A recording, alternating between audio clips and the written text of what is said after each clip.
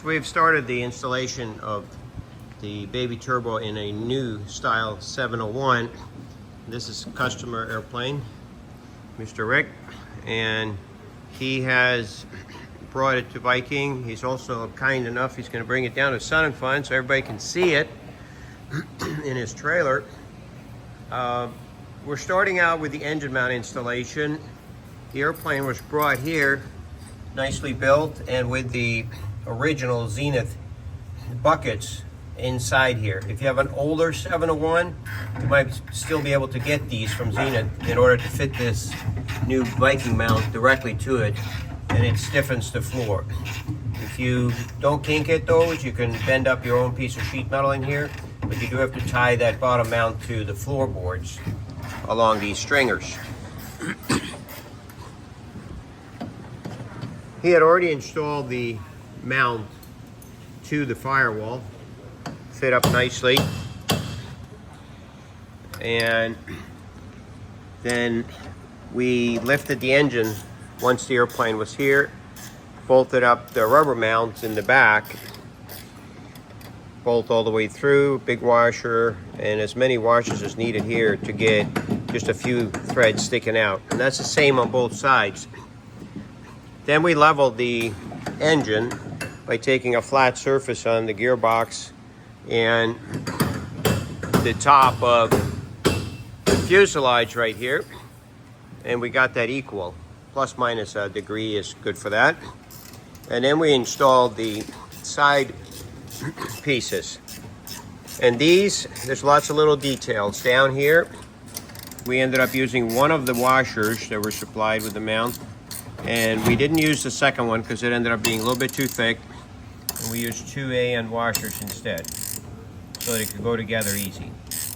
These bolts don't have to be very tight because they're all in shear, but we put a washer on there and we snug that down.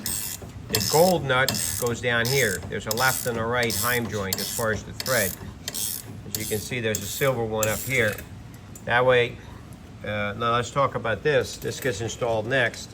We had to remove a tiny bit of metal right there with the burr, and then we were able to install the mount onto the engine. This fork, washer, rubber donut, big washer, whatever you need for washers here to get a 2 or 3 threads at the end. We did orient that pretty much straight up on both sides. Now when we installed this, we made sure ahead of time that the heim joints would screw into this. Make sure you don't get any powder coating inside here. Same down here. We trial fit them, made sure they screwed freely in by hand on both sides.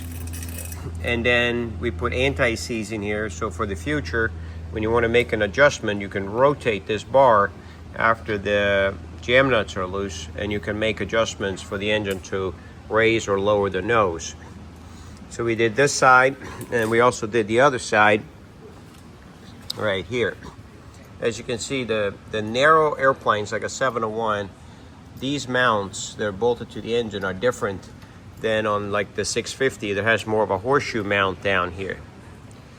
But that's what it looks like right there. If you're retrofitting one of these mounts, be careful like up here that you grind away a little bit of material so that this sits flat between this bolt and this bolt and doesn't hit the engine right there. And this was the same over on this side. And up in here too, we ended up using 1 washer as an additional AN6 washer as a spacer in and out to take up a little bit of play in the fork there. The reason that fork is exactly the width that it is to hold the AN6 bolt head in there so that we don't have to have a wrench on that when we tighten the front. And that's all there was to mounting the engine. It's now hanging. We determined that because of the big wheels on this new 701 and the way the nose wheel is set up, we're going to add the 2-inch spacer to the nose wheel just to have more of a level airplane when it sits on the ground. We just like the way it looks better when the nose is up a little bit and the back is straight with the ground.